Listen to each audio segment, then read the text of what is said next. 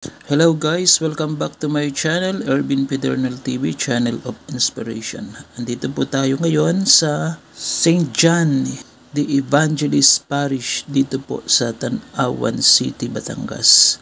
Kung bago lang po kayo sa ating channel, don't forget to like, share, and subscribe. God bless!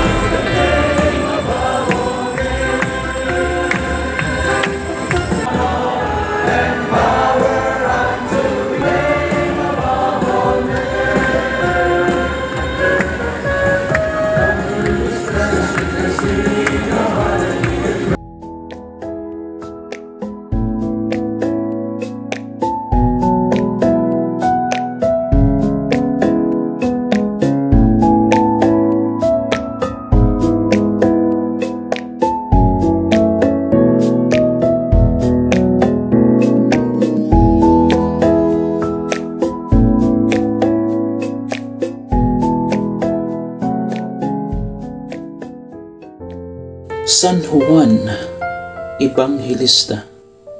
Si San Juan, Hebreo, kaloob ng Diyos, taga Galilea, anak ni Zebedeo at Salome, kapatid ni Santiago ang matanda, ay isang mangingisda. Tinawag siya ni Kristo na maging isa sa 12 apostol. Siya ang disipulong mahal ni Jesus, na humilig sa tabi niya sa huling hapunan, at sa kanya itinagubilin ng Panginoon sa bundok ng Kalbaryo ang mahal na Birhen. Hayan ang iyong ina. Si Juan ang tinaguriang Ebanghilista, ang sumulat ng ika-4 na ebanghelyo ng Apokalipsis at ng 3 epistola sa Bagong Tipan.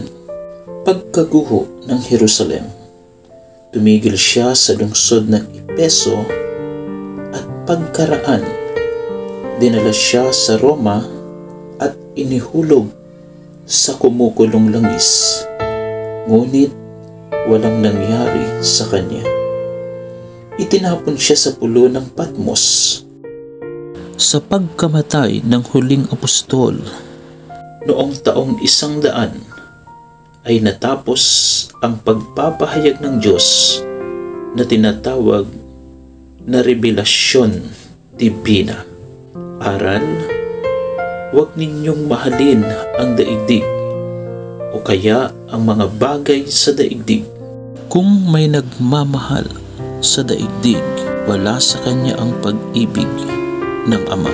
Unang Juan, Kabanatang 2, Talatang 15.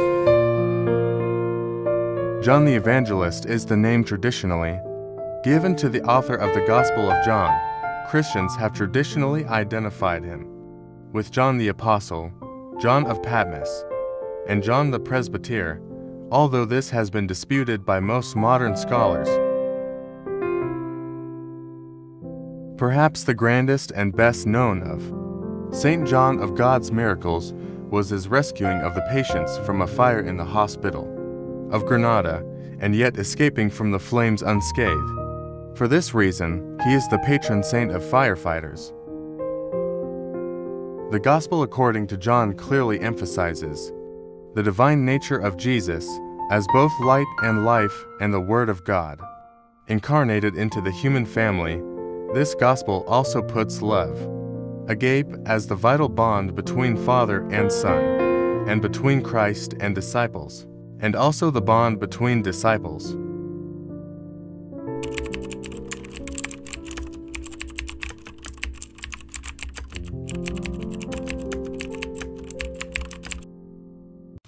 Nawa na pagpala po kayo ng video ito, at kung kayo po ay na-bless, please like, share, and subscribe sa ating pong channel, at pakiclick na rin po ng ating notification bell para lagi po kayong updated sa ating mga susunod na videos. Maraming salamat po. God bless us all.